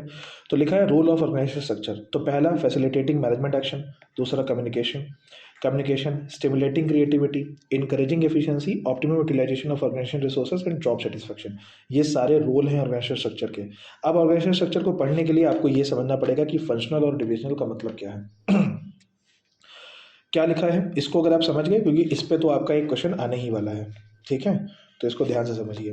कह रहा है grouping of entire work into major functional department is known as functional structure. पूरे काम को, पूरे एंटायर वर्क को हम अलग अलग मेजर फंक्शनल डिपार्टमेंट में बांट देते हैं, इसे फंक्शनल स्ट्रक्चर कहते हैं। फंक्शन जो कि फॉर्मेशन के ऊपर बेस्ड होंगे। अब इसमें क्या क्या चीज़ें आती हैं अभी समझते हैं। डिविजनल स्ट्रक्चर में क्या कह रहा है? Grouping the jobs related to one product. देखिए यहाँ पे इंटायर वर्क की बात हो रही है और यहाँ भी इसकी बात हो रही है, एक पर्टिकुलर जॉब की बात हो रही है और उस जॉब से रिलेटेड ना यहाँ पे एक प्रोडक्ट की बात हो रही है। ठीक है, और उस प्रोडक्ट से रिलेटेड जितनी भी आपके वर्क है, जॉब है, उस चीज़ पे एम्फेसाइज करा जा रहा है। उस सारी जॉब्स को हम ग्रुप कर रहे हैं, किसी एक प्रोडक्ट की बात हो रही है यहाँ पे, और यहाँ पे तो हज़ारों प्रोडक्ट ऐसे आ रहे हैं, एंटायर वर्क की बात कर रहा है। ठीक है, क्या लिखा है? And organizing them under the department creates a division structure. मान लीजिए कोई एक इलेक्ट्रॉनिक प्रोडक्ट है, ठीक है, कोई एक इलेक्ट्रॉनिक का आपके पास प्रोडक्ट है। अब उस इलेक्ट्रॉनिक प्रोडक्ट में अलग अलग, इलेक्ट्रॉनिक्स में भी बहुत सारी चीज़ें होती हैं, गैजेट्स है, एसेसरीज है, मोबाइल फ़ोन्स है, टेलीविजन है, तो यहाँ पे आप सबके अलग अलग एक डिपार्टमेंट बना रहे हैं। ये डिविजन स्ट्रक्चर है। आपने इलेक्ट्रॉनिक कैटेगरी को आपने डिवाइड कर दिया, सब डिवाइड कर दिया। फंक्शन तो एंटायर वर्क की बात कर रहा है यहाँ पे। आगे देखिए क्या लिखा हुआ है, that formation is based on functions, और यहाँ पे लिखा है formation is based on product lines. फिर यहाँ पे स्पेशलाइजेशन क्या है? फंक्शनल स्पेशलाइजेशन, और यहाँ पे प्रोडक्ट की स्पेशलाइजेशन पे फोकस करा गया है। यहाँ पे फंक्शन की स्पेशलाइजेशन पे, कौन किस काम को उसमें कितना स्पेशलाइज्ड है, यहाँ पे किसी प्रोडक्ट की स्पेशलाइजेशन पे बात कर रहा है। यहाँ पे कह रहा है difficult to fix on a particular department, responsibility को बहुत मुश्किल से फिक्स कर पाएंगे किसी पर्टिकुलर डिपार्टमेंट पे। यहाँ पे कह रहा है इजी टू फिक्स रिस्पॉन्सिबिलिटी, क्योंकि सिर्फ खाली एक निश्चित प्रोडक्ट की बात हो रही है ना, तो इसका दायरा कम है ना। ये माइक्रो लेवल की बात हो रही है, वो मैक्रो लेवल की बात हो रही है। डिफिकल्ट आज each functional manager has to report to the top management. यहाँ पे मैनेजेरियल डेवलपमेंट नहीं है, बिल्कुल बहुत मुश्किल है, क्योंकि हर फंक्शनल मैनेजर को रिपोर्ट करना होता है टॉप मैनेजमेंट को। यहाँ पे कह रहा है कि मैनेजेरियल डेवलपमेंट बहुत ईजियर रहेगा। Autonomy as well as chance to perform multiple functions help in managerial development. उसके बाद ऑटोनॉमी दे दी जाती है, किसी एक प्रोडक्ट की बात हो रही है तो वहाँ पे उसके पास पूरा कंट्रोल लेता है। कॉस्ट इन्वॉल्व क्या कह रहा है कि functions are not duplicated, hence economical cost है बहुत। ठीक है, और यहाँ पे कह रहा है duplication of resources in various department hence costly. तो यहाँ भी इन चीज़ों को याद रखिएगा, यही चीज़ें आपकी केस स्टडी में पूछी जा सकती हैं। फिर फॉर्मल ऑर्गेनाइजेशन, जहाँ पे सारी काम बहुत एक जनरलाइज वे में होता है, सब अच्छे से जाके एक दूसरे को ग्रीट करते हैं, good afternoon sir, good morning sir, है ना, जैसे आप क्लासरूम में रहते हैं। और जैसे आप इनफॉर्मल ऑर्गेनाइजेशन की बात करें, जैसे आप आपस में ग्रुप गैदरिंग करते हैं, ऑफिस के बाहर मिल रहे हैं, कैफ़े जा रहे हैं, रेस्टोरेंट बैठ रहे हैं। ठीक है, ऑर्गेनाइजेशन में आपका लंच टाइम हो रहा है, ब्रेक टाइम हो रहा है, वहाँ पे आप सब गैदर होकर कॉफ़ी पी रहे हैं, कैंटीन में बैठे हैं, तो ये इनफॉर्मल स्ट्रक्चर हो जाएगा। इंटरेक्ट करना।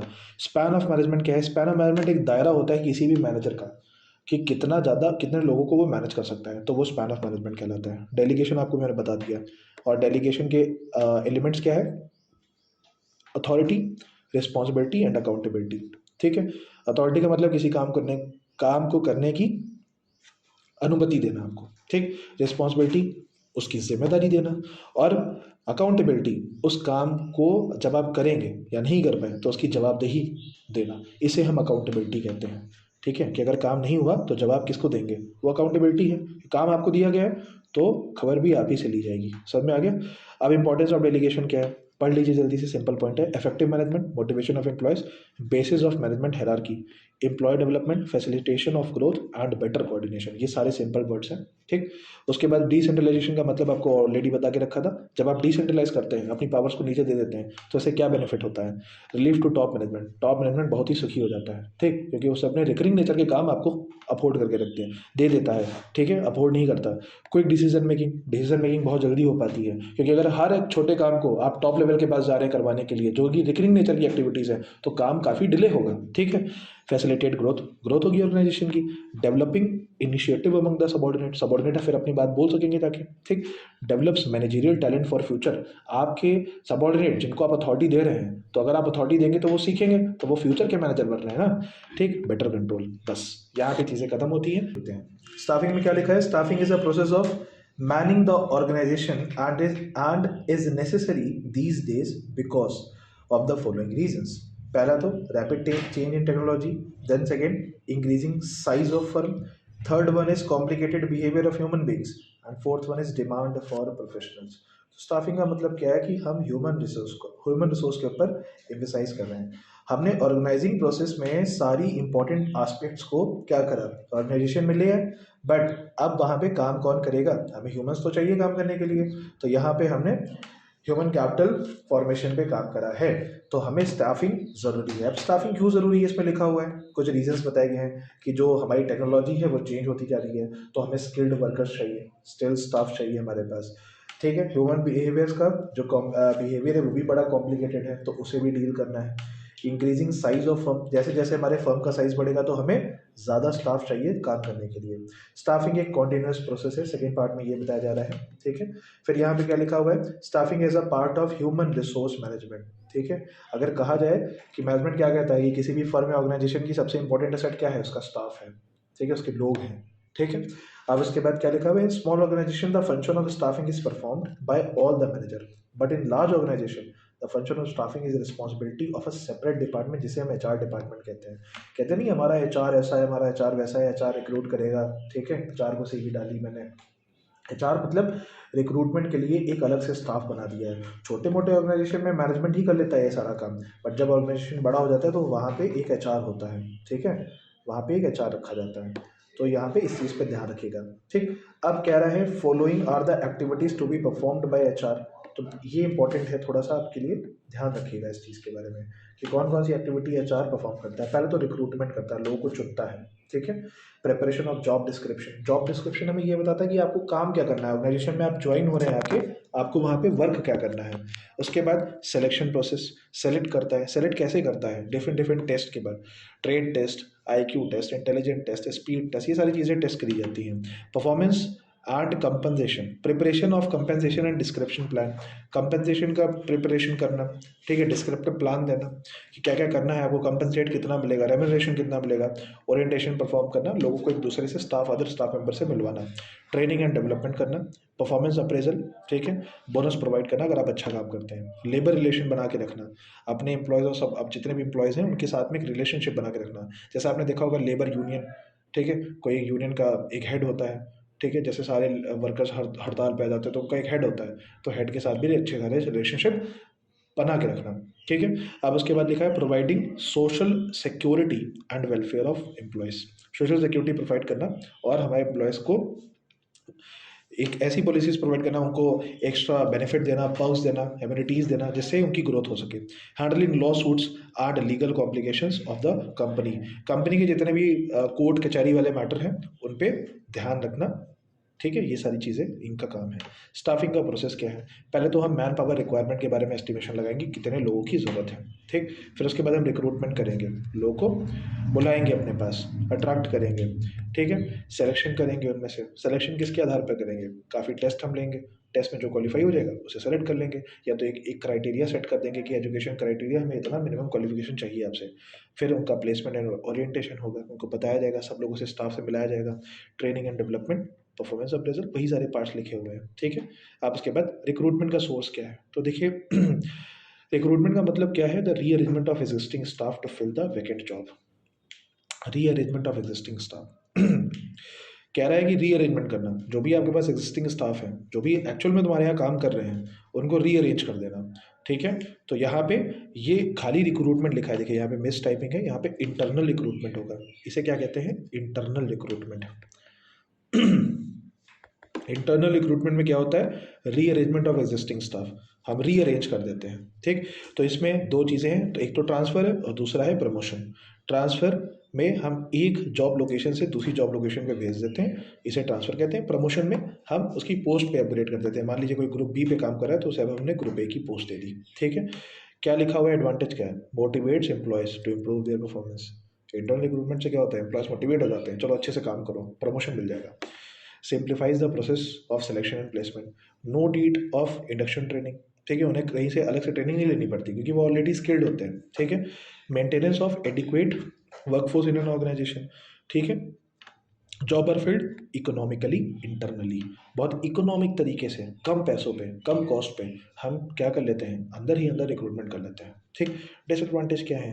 पहला डिसएडवांटेज तो उसका लिखा है कि कोई फ्रेश टैलेंट नहीं मिल रहा, जो तुम्हारे पास है वही है। Time bound promotion make employees lethargic. Time bound promotion कहते हैं कि आप 10 साल काम कर लीजिए तब आपको प्रमोशन मिलेगा।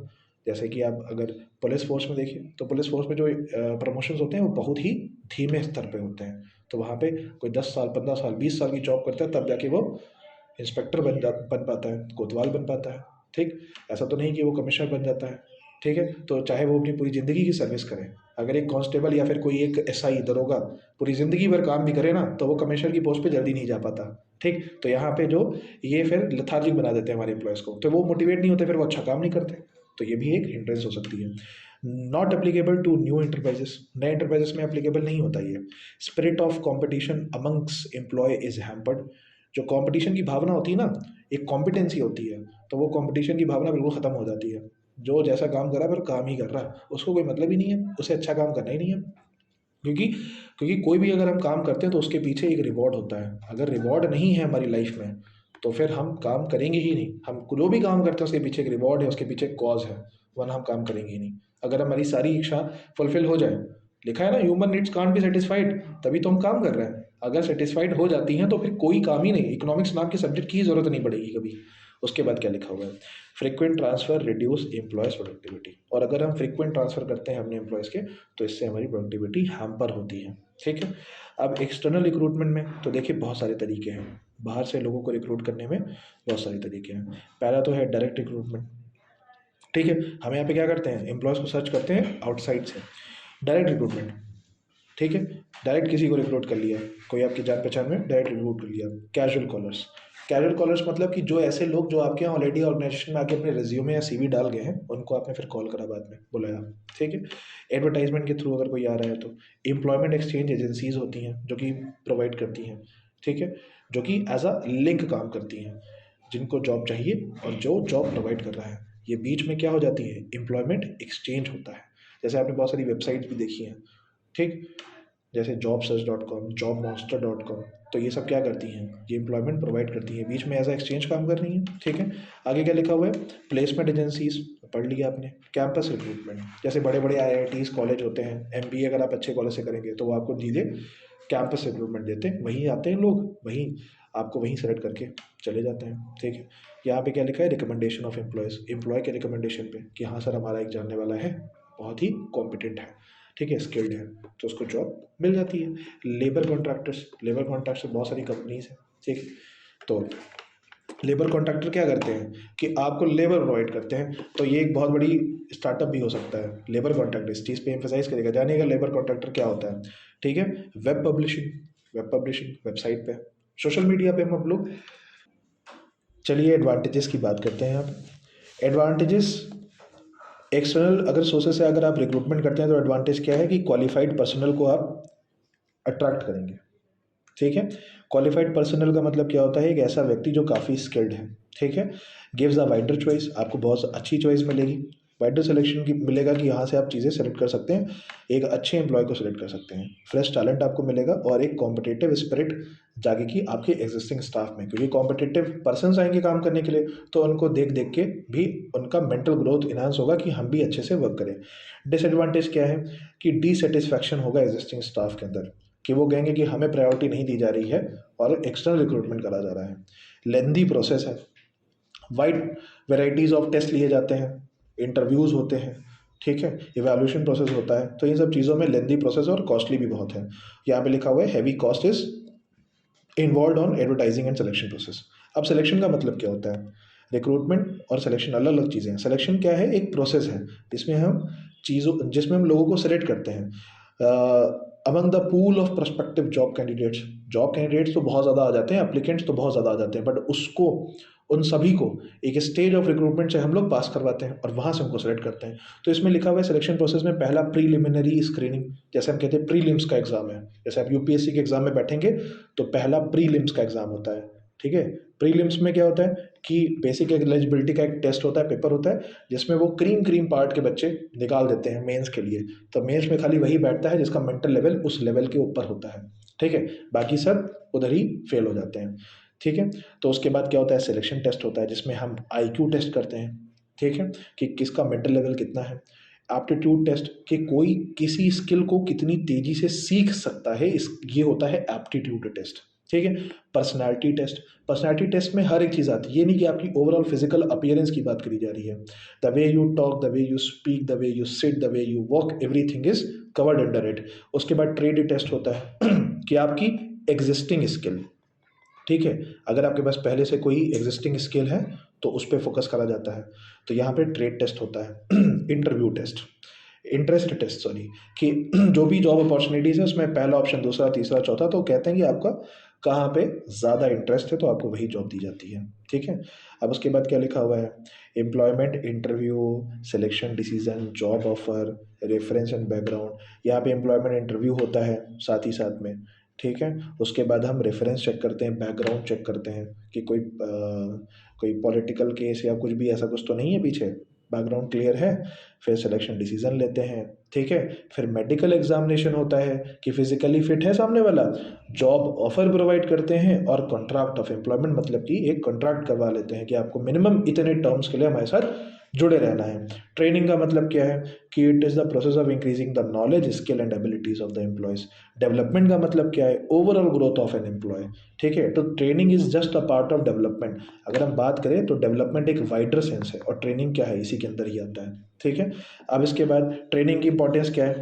ट्रेनिंग की इंपॉर्टेंस क्या है ऑर्गेनाइजेशन के पॉइंट ऑफ व्यू से? That it is economical, quality and quantity improvement यहाँ से इंप्रूव होती है, और एब्सेंटिज्म और लेबर टर्नओवर को बिल्कुल रिड्यूस कर देता है। कि लेबर टर्नओवर मतलब लोग जब भाग छोड़ के आपको जॉब को भागते हैं, क्योंकि आप ट्रेन कर देंगे उनको तो कोई दिक्कत नहीं होगी, वो क्यों जाएंगे ऑर्गेनाइजेशन छोड़ के आपकी, ठीक है। फिर उसके बाद क्या लिखा है? एम्प्लॉय की पॉइंट ऑफ व्यू से हम बात करते हैं तो प्रोडक्टिविटी बढ़ाता है, एक्सीडेंट के चांसेस बहुत कम हो जाते हैं क्योंकि आपने उनको चीज़ें सिखा के रखी हैं, और रेम्यूनरेशन भी अच्छा मिलता है। ट्रेनिंग के मेथड बहुत सारे हैं, यहाँ पे तीन मेथड दिए हैं। अप्रेंटिसशिप प्रोग्राम, जिसे हम ऑन द जॉब ट्रेनिंग कहते हैं। अप्रेंटिसशिप में क्या होता है कि मास्टर अपॉइंट करा जाता है, पहले तो वो काम करता है, आप उसे देखते हैं, ऑब्जर्व करते हैं, बाद में आप काम करेंगे, वो आपको ऑब्जर्व करेगा। फिर उसके बाद इंटर्नशिप प्रोग्राम क्या होता है? ये एक ऑन द जॉब ट्रेनिंग है जहाँ पे आप इंटर्न बन के जाते हैं सामने और उस ऑर्गेनाइजेशन में काम करते हैं, सीखते हैं। वेस्टेबल स्कूल क्या है? ये ऑफ द जॉब ट्रेनिंग है। वेस्टेबल स्कूल का मतलब क्या है? जो भी आप किसी भी मशीनरी पे काम करें तो उसका एक डमी प्रोडक्ट होता है, डमी मॉडल होता है, आपको उस डमी प्रोडक्ट पे काम करना होता है, जिससे आप एक्चुअल में फिर जब जब आप प्रैक्टिकल करने जाते हैं तो आप उस चीज़ को सीखते हैं। जैसे कि मान लीजिए कि एयरक्राफ्ट चलाने के लिए जो पायलट्स होते हैं तो उनको पहले एक डमी मॉडल दिया जाता है, वेस्टेबल स्कूल में उनको सिखाया जाता है उस तरीके से, फिर उनको एक्चुअल पायलट, पढ़ाई तो उन्होंने करके रखी हुई है, फिर एक्चुअल पायलट, बाद में वो पायलट उनको प्लेन दिया जाता है ऑपरेट करने के लिए, ठीक है। और उस डमी मॉडल में स्टिमुलेशन, या फिर बहुत ज़्यादा मौसम ख़राब हो जाए, वो जो शॉक लगते हैं, वो सारी चीज़ें, हर एक चीज़ उनको फील कराई जाती है उस डमी मॉडल के अंदर। चलिए डायरेक्टिंग चैप्टर की बात करते हैं। डायरेक्टिंग किस चीज़ से कंसर्न है? डायरेक्टिंग कंसर्न है इंस्ट्रक्शंस है, निर्देश से, ठीक है, और गाइडिंग से। खाली निर्देश नहीं देंगे कि ये करो, वो करो, ये करो, बट हम गाइड भी करेंगे कि कैसे करना है उस चीज़ को। तो डायरेक्टिंग इस चीज़ से कंसर्न है, ठीक है। किस चीज़ से? कि जब हम किसी भी काम को करने के निर्देश तो देंगे, साथ ही साथ में उनको गाइड करेंगे कि कैसे काम करना है। Directing is the process of instructing, guiding, counselling, motivating and leading people. समझिए कि डायरेक्टिंग कितना इंपॉर्टेंट है। ये इंस्ट्रक्ट करता है कि क्या काम करना है, साथ ही साथ में गाइड करेगा कि कैसे करना है, काउंसलिंग करेगा, अगर कोई दिक्कत आ रही है तो वो भी आपसे पूछा जाएगा, मोटिवेट भी करेगा साथ में, ठीक ठीक, ताकि आप ऑर्गेनाइजेशन के काम को कर सकें। अब उसके बाद इसके कैरेक्टरिस्टिक्स की बात करते हैं, तो लिखा है डायरेक्टिंग इनिशिएट एक्शन। डायरेक्टिंग हमारे अंदर एक ऐसा अंदर से अर्ज क्रिएट करता है जिससे हम इच्छुक हो जाते हैं कि अब हम कोई एक्शन लें, ठीक है, इनिशिएटिव लें। Directing takes place at every level, either top, lower और middle level. Directing is a continuous process और directing flows from top to the bottom, ठीक है, क्रोनोलॉजी फॉलो करता है टॉप से बॉटम की तरफ। अब उसके बाद देखिए आगे क्या लिखा हुआ है। आगे लिखा है इंपॉर्टेंस ऑफ डायरेक्टिंग। तो डायरेक्टिंग की क्या इंपॉर्टेंस है, तो डायरेक्टिंग में इंपॉर्टेंस में सारी चीज़ें वही लिखी हुई हैं। At it helps to initiate action, integrates employee efforts, जो कि कोऑर्डिनेशन का मतलब भी होता है। डायरेक्टिंग गाइड्स एम्प्लॉयज, गाइड करता है, फैसिलिटेट करता है उनकी नेसेसरी चेंजेस से, कि जो भी चेंजेस हो रहे हैं उनको उससे रूबरू करवाता है कि ये चेंजेस है, इस चीज़ को आपको इनहेबिट करना है। फिर directing brings stability and balance in the organization, stable organization को बना के रखता है। एलिमेंट्स डायरेक्टिंग के क्या है, बहुत इंपॉर्टेंट है एलिमेंट्स ऑफ डायरेक्टिंग। मोटिवेशन, ठीक है, मोटिवेशन एक इनसाइड अर्ज क्रिएट करना कि आप काम करें। और मोटिवेशन कैसे आप किसी को कर सकते हैं, मोटिवेट कैसे कर सकते हैं, कोई भी किसी भी तरीके का ऑब्जेक्टिव दिखा के, गोल दिखा के, मनी दिखा के, मनी से मोटिवेट कर सकते हैं या प्रमोशन से, ठीक है, उनकी नीड्स को पूरा करके। तो नीड्स बहुत सारी हैं, उन नीड्स को देखेंगे और नीड्स के बेसिस पे ही आप कोई भी पर्सन को मोटिवेट कर सकते हैं। एक ऐसा पर्सन जिसकी सारी नीड पूरी हो गई है तो आप उसे मोटिवेट नहीं कर पाएंगे। कम्युनिकेशन, कम्युनिकेशन मतलब किस तरीके से कम्युनिकेशन फ्लो होगा, कैसे आप कम्युनिकेट करेंगे अपनी बातों को। लीडरशिप, लीडरशिप एक क्वालिटी है, इसके बारे में देखते हैं। तो मोटिवेशन क्या है, stimulating people to act in a desired manner to achieve certain objectives. Importance क्या है, परफॉर्मेंस को इंप्रूव करता है मोटिवेशन, जब हम किसी को बहुत ज़्यादा मोटिवेट कर देते हैं। एम्प्लॉय टर्नओवर को रिड्यूस करेगा, रिड्यूस चेंजेस स्मूथली, ठीक है, जो भी चेंजेस है उसको रिड्यूस करता है, ठीक। उसके बाद helps in achieving negative attitude to positive attitude, negativity को पॉजिटिविटी में कन्वर्ट करता है और अपसेंटिज्म को रिड्यूस करता है, टर्नओवर को। अब मैस्लो की कुछ हायरार्की थ्योरी दी गई है, वेरी इंपॉर्टेंट। तो मैस्लो ने क्या कहा कि ये बेसिक नीड्स हैं, अगर ये जो एक नीड्स का एक चार्ट बनाया, पिरामिड बताया, जो कि सबसे पहले स्टार्ट होता है नंबर 1 से, बेसिक नीड्स से। तो बेसिक नीड्स में हमारा क्या आता है, सेफ्टी और साइकोलॉजी। साइकोलॉजी में क्या आता है, food shelter and cloth. Safety needs में क्या आता है, सिक्योरिटी एंड सेफ्टी। तो ये हमारी बेसिक नीड्स का पार्ट हो जाएगा। फिर उसके बाद साइकोलॉजिकल नीड्स में क्या आता है, पहला तो आता है यहाँ पे बिलोंगिंगनेस एंड लव नीड्स, जैसे कि इंटीमेट रिलेशनशिप, फ्रेंड्स, ठीक। उसके बाद एस्टीम नीड आ जाती है, जिसमें हम प्रेस्टीज और फीलिंग ऑफ अकम्पलिशमेंट की बात करते हैं कि हमने ये अचीव कर लिया अपनी लाइफ में, ठीक है, हमने इतनी प्रॉपर्टी बना ली, ठीक है, हमारे पास इतना टर्नओवर है, हमारी फर्म का इतना ज़्यादा, हमारी कंपनी का इतना ज़्यादा टर्नओवर है। सेल्फ फुलफिलमेंट नीड्स, तो सबसे लास्ट में जो बचता है वो बचता है जाके सेल्फ एक्चुअलाइजेशन नीड। तो इसमें क्या है कि achieving one's full potential including creative activities, अपने पोटेंशियल का पूरी तरीके से अचीव कर लेना। तो ये बहुत हार्डली 1% लोग सेल्फ एक्चुअलाइजेशन नीड्स को पूरा कर पाते हैं, ठीक है, ऐसे बहुत कम ही लोग होते हैं जिन्हें कहा जाता है कि बिल्कुल इनलाइटनमेंट मिल गया, ठीक है। अब आगे चलते हैं, फाइनेंशियल इंसेंटिव्स। अब देखिए मोटिवेट कैसे करेंगे आप लोगों को, या तो फाइनेंशियल इंसेंटिव देंगे या तो नॉन फाइनेंशियल इंसेंटिव देंगे। इन दोनों के अलावा तो आप मोटिवेट नहीं कर सकते किसी भी पर्सन को, ठीक है, चाहे आप हो चाहे मैं हूँ। बेसिक पे देना, बढ़ा देना। Financial incentives, those incentives which are related to money, ठीक है। Non financial incentives they are not related to money. तो प्रोडक्टिविटी लिंक्ड वेजेस, क्या प्रोडक्टिविटी इंक्रीज कर दो, वेजेस बढ़ा देंगे। प्रॉफिट दे देना, पार्टनरशिप, अपनी कंपनी के प्रॉफिट में पार्टनर बना लेना, है ना। तो ये सब क्या है, ये सब ऐसे तरीके हैं जिससे आप मोटिवेट कर सकते हैं सामने वाले को कि अच्छा काम करो। बोनस देना, एम्प्लॉयमेंट स्टॉक ऑप्शन स्कीम, है ना, ईपीएफओ, उसके बारे में आप पढ़ चुके हैं, ठीक। परक्यूसिट्स, अलग अलग रेम्यूनरेशन प्रोवाइड करना, एचआरए प्रोवाइड करना। एम्प्लॉयमेंट स्टॉक ऑप्शन स्कीम का मतलब क्या है कि जैसे कि जो भी आपकी कंपनी के शेयर्स हैं आप अपने एम्प्लॉयज़ के लिए अलग से निकाल के रखें उन शेयर्स पे, राइट इशू जो आपको पढ़ा हुआ है, और साथ ही साथ में उनको कुछ नंबर ऑफ शेयर्स अलॉट कर दे फ्री में, ठीक है। तो ये भी एक फाइनेंशियल इंसेंटिव है।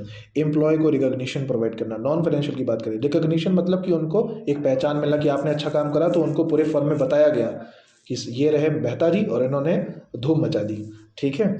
और स्टेटस, आपको एक स्टेटस दे के रखा, एक ओहदा दे के रखा, कैरियर एडवांटेज टू नाम दे के रखा, ठीक है। आपके कैरियर को आगे कैसे इन्हांस करा जा सकता है, प्रमोशन क्या है, ग्रोथ एस्पेक्ट क्या है, जॉब इनरिचमेंट, आपको जॉब में बहुत काफ़ी मज़ा आ रहा है, ठीक है, हर दिन आपको नए टास्क मिल रहे हैं, तो ये भी एक क्या है, नॉन फाइनेंशियल इंसेंटिव्स है।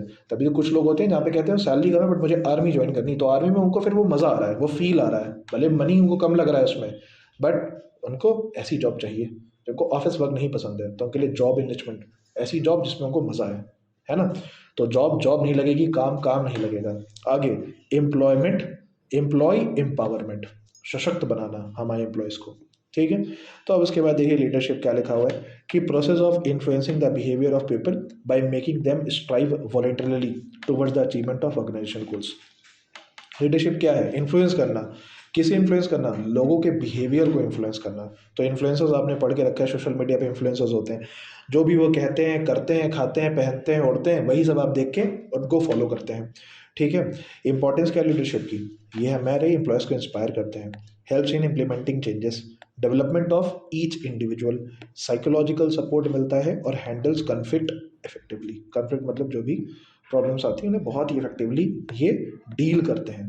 बड़े बड़े लीडर हैं जैसे नरेंद्र मोदी हमारे प्राइम मिनिस्टर, तो हमारे लीडर है हमारी कंट्री के, पीएम है हमारे, जो वो कहेंगे वही सत्य है, बॉस इज ऑलवेज राइट। ठीक, आगे चलते हैं। लीडरशिप स्टाइल क्या कह रहा है, ऑटोक्रेटिक, डेमोक्रेटिक और laces fair, free in leadership. तो तीन तरीके की लीडरशिप है। ऑटोक्रेटिक जहाँ पे लीडर अपनी ही सुनता है, बाकी किसी की सुनता नहीं है। डेमोक्रेटिक पार्टिसिपेटिव, वो सबके व्यूज़ को ध्यान से सुनेगा। और लेसिस फेयर में क्या होता है कि कोई भी किसी से भी इंटरेक्ट कर पा रहा है। इसके चार्ट आप, इसके डायग्राम आप अपनी रेफरेंस बुक में ज़रूर देखिए, और पेपर में पूछा जाए तो डायग्राम्स भी बना के आइए। चलिए आगे बात करते हैं। कम्युनिकेशन क्या है, it is a process of exchange of ideas, view, fact and feelings. Importance क्या है कि बेसिस फॉर कोऑर्डिनेशन है, अगर कम्युनिकेशन नहीं होगा तो कोऑर्डिनेशन भी नहीं होगा। Act of basis of decision making, decision making में हमें हेल्प करता है। Promote cooperation and industrial peace, cooperation को प्रमोट करता है। बूस्ट मोराल, हमारे मोराल को इम्प्रूव करेगा, ठीक है।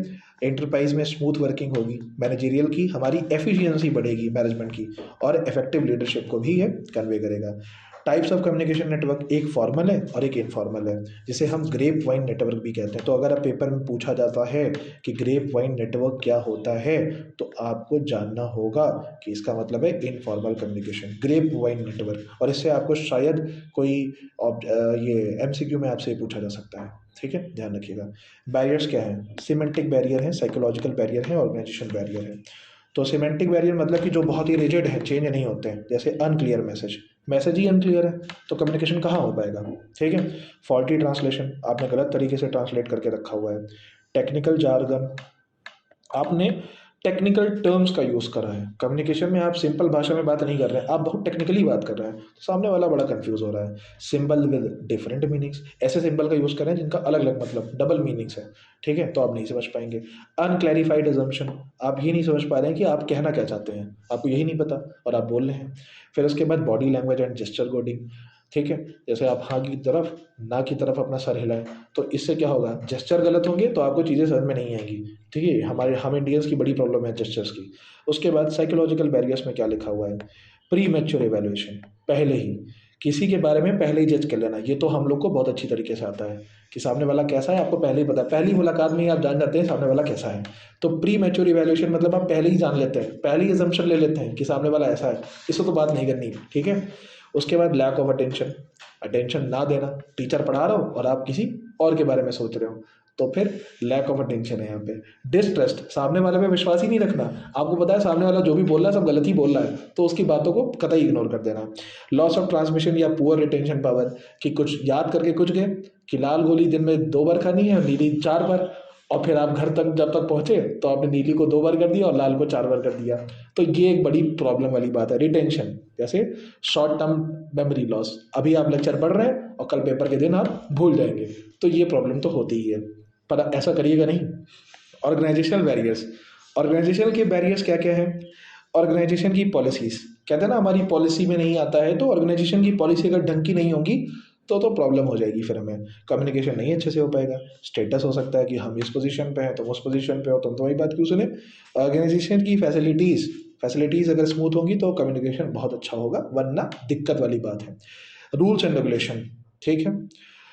फिर उसके बाद कॉम्प्लेक्सिटी इन ऑर्गेनाइजेशन स्ट्रक्चर, अगर ऑर्गेनाइजेशन स्ट्रक्चर बहुत ही कॉम्प्लेक्स रहेगा तो कम्युनिकेशन में हिंड्रेंसेस, ऑब्स्टिकल्स हमेशा आएंगी ही आएंगी। पर्सनल बैरियर आप जानते हैं कि हमारे आपसी मनमुटाव, इनके 4 पॉइंट्स दिए हैं, अच्छे से पढ़ लीजिए। Measure to improve communication effectiveness, कह रहा है कि अपने कम्युनिकेशन को कैसे इफेक्टिव बना सकते हैं। तो पहला तो हम जो भी आइडिया कम्युनिकेट करें वो उसे क्लैरिफाई कर दें कि कहना क्या चाहते हैं।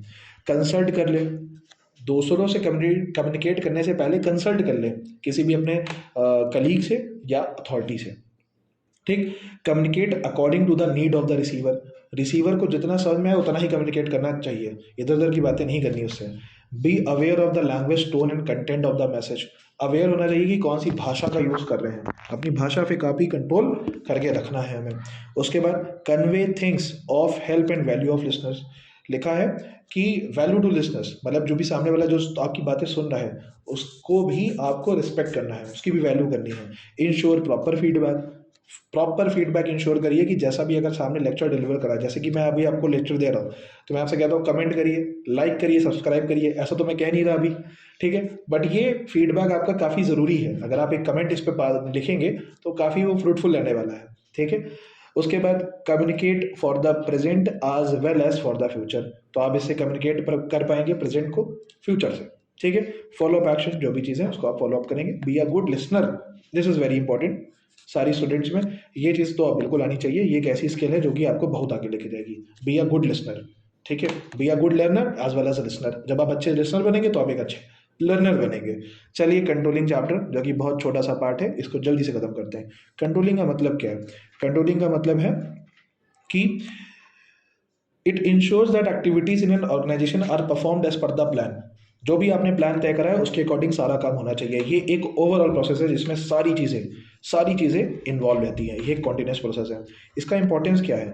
इसमें ऑर्गेनाइजेशन गोल को अकम्प्लिश करने में मदद करता है, हमारी रिसोर्सेज को एफिशिएंट तरीके से यूटिलाइज करने में मदद करता है, डिसिप्लिन को मेंटेन करने में मदद करता है, जो भी आपने स्टैंडर्ड तय करे हैं उसको जज करने में मदद करता है, ठीक, हमारे एम्प्लॉय की मोटिवेशन को बढ़ाने में मदद करता है और कोऑर्डिनेशन को इफेक्टिवली इंप्लीमेंट करता है। लिमिटेशन क्या है?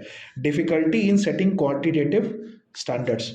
अब यहाँ पे क्या लिखा हुआ है कि हमें कुछ ऐसे जो स्टैंडर्ड है जिनके आधार पे हम कंट्रोलिंग प्रोसेस कर रहे हैं उसको जज करने में बड़ा समय लगता है कि हम क्या चीज़ करें कि हमारा कंट्रोलिंग प्रोसेस सही तरीके से इंप्लीमेंट हो और सब कुछ स्मूथ तरीके से चले। तो ये एक इंपॉर्टेंट एस्पेक्ट है। रेजिस्टेंस फ्रॉम एम्प्लॉयज़, एम्प्लॉय की तरफ से भी काफ़ी मनमुटाव हो जाता है, ठीक है। और एम्प्लॉयज़, ऐसा नहीं कि हर काम एम्प्लॉयज़ पूरी ऑर्डर और सही तरीके से करते ही रहते हैं, तो कहीं ना कहीं वो ब्रेक ले रहे हैं, कहीं ना कहीं अनप्रोडक्टिव चीज़ें हो रही हैं, तो यहाँ पे कंट्रोलिंग प्रोसेस पूरी तरीके से इंप्लीमेंट नहीं हो पाता है। कॉस्टली अफेयर है, अगर आपको हर चीज़ को कंट्रोल में रखना है तो ये एक बहुत ही कॉस्टली अफेयर माना जाता है। Little control over external factors, और एक्सटर्नल फैक्टर्स में आपका कंट्रोल ना के बराबर रहता है, निल। रिलेशनशिप बताया जा रहा है कि प्लानिंग और कंट्रोलिंग के बीच में, तो कह रहा है कि कंट्रोलिंग और प्लानिंग ये दोनों क्या है, हैंड इन हैंड चलते हैं, कि प्लानिंग और कंट्रोलिंग साथ में चल रहे हैं। कंट्रोलिंग प्रोसेस आप किसको देख के कर रहे हैं? अगर आप कंट्रोलिंग कर रहे हैं तो आप जो पहले आपने प्रायर प्लानिंग करी थी उसको देख के ही कर रहे हैं, ठीक। और फिर आपने जैसी कंट्रोलिंग करी होगी उसको ही देख के आप आगे की प्लानिंग करेंगे, ठीक है। तो तभी कहा जाता है कि both backward and future looking है, ठीक है। अब उसके बाद तो इन दोनों में रिलेशनशिप बहुत अच्छे से पढ़ लीजिएगा, ये एक इंपॉर्टेंट पार्ट है, इसको अच्छे से पढ़िए। फिर इसके बाद क्या लिखा हुआ है? पहले तो लिखा है both are interrelated and interdependent, दोनों आपस में जुड़े भी हैं और आप और आत्मनिर्भर भी हैं, किसी पे डिपेंडेंसी भी नहीं है, इंटरडिपेंडेंट है और जुड़े भी हुई हैं। तो ऐसा क्या मतलब है? ठीक है, तो इसको ध्यान से 2 पॉइंट पढ़िए कि ये क्या है। Controlling is based on planning as planning sets standard for controlling. Controlling planning पे आधारित है और प्लानिंग का मतलब, और प्लानिंग क्या है कि कंट्रोलिंग के स्टैंडर्ड को सेट करता है, ठीक है। जो भी हम प्लानिंग करेंगे वो कंट्रोलिंग के स्टैंडर्ड को सेट करता है कि किस आधार पर हम चीज़ें कंट्रोल करेंगे। प्लानिंग प्रिस्क्रिप्टिव नेचर की है, कंट्रोलिंग इवैल्यूएटिव नेचर की है। प्लानिंग हमें ये बताती है करना क्या है और कंट्रोलिंग क्या करता है, इवैल्यूएट करता है, जज करता है सही चीज़ काम पे हो रही है कि नहीं हो रही है।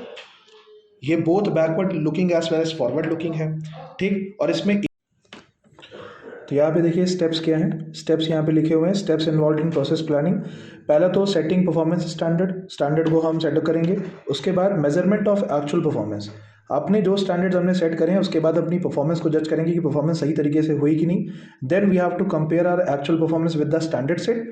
फिर हमें क्या करना है, कंपैरिजन करना है। एसपी के बाद सी आ गया, कंपैरिजन कर रहे हैं। फिर हम अपनी डेविएशन को एनालाइज करेंगे कि अगर हमारा काम सही तरीके से नहीं हुआ तो क्या रुकावट ऐसी थी जिसकी वजह से काम नहीं हुआ। फिर हमें करेक्टिव एक्शंस लेने हैं, दैट्स इट, और हमारा काम यहाँ पे खत्म हो जाता है। So thank you everyone for being a part of this channel. और ये पूरा लेक्चर कवर हो गया है, यहाँ पे पार्ट ए पूरी कवर होगी है। पार्ट बी का एक छोटा सा लेक्चर और आ जाएगा जो कि कल तक अपलोड हो जाएगा आपका पेपर से एक दिन पहले। ठीक है, इसे पढ़ के आप जाइएगा और आप सबका पेपर बहुत अच्छा जाएगा। All the best.